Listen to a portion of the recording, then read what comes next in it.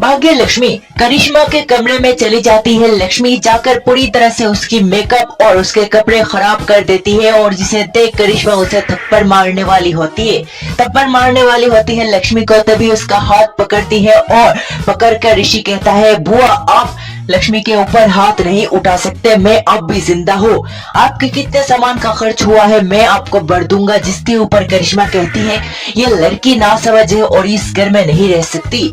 ये लड़की मेरे सारे महंगे चीजों को खराब कर रही थी मेरे कमरे के अंदर। आयुष भी जहाँ आकर सपोर्ट करता है ऋषि को और कहता है, मॉम लक्ष्मी भाभी ने आपके जितने भी नुकसान किए हैं हम भर देंगे वो सभी चीजें, लेकिन आप उनके ऊपर आप कभी भी हाथ नहीं उठा सकते। इस बारे में आपको गौर करना होगा। वो मेरी भाभी है और ऋषि भाई की पत्नी है। आयुष को करिश्मा कहती है चुप रहने के लिए, लेकिन ऋषि कहता है कि यह तो सच है, लक्ष्मी के ऊपर कोई भी हाथ नहीं उठा सकता। लेकिन दूसरी ओर जहाँ मलिष्का ये तय करती है कि उसके हाथों में सबसे बड़ा मौका यही है कि वो लक्ष्मी को पागल करार दे पूरी तरह से, और जहाँ उससे इसी तरह मार दे ताकि किसी के उसके ऊपर शक भी ना हो। इसीलिए दिवाली के दिन चूज करती है। दिवाली के दिन ऐसा होगा, चारों ओर धमाके हो रहे होंगे और किसी को ये गौर ही नहीं होगा लक्ष्मी के ऊपर आग लगी कैसे और बॉम्ब से वो उड़ी कैसे।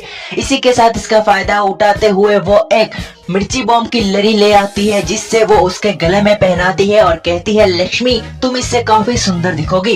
तुम मेरी बात मानती हो ना, तो तुम्हें अगर सुंदर दिखना है और भी ज्यादा, और अगर मुझसे भी सुंदर दिखना है जिससे ऋषि तुम्हें और भी ज्यादा प्यार करे, तो तुम्हें ये पहनना होगा। लक्ष्मी खुशी से ताली बजाती है और कहती है, मैं ये पहनूंगी, मुझे ये पहनना है, आप मुझे दे दीजिए। जिसके बाद वो ये पहनकर सीढ़ियों से नीचे चली आती है। आने के बाद मलिष्का उसके आसपास भी नहीं रहती, क्योंकि उसके ऊपर शक जा सकता है, इसीलिए वो उससे दूर दूर रहती है और वो बॉम्ब की छड़ी को लेकर इधर उधर घूम रही होती है।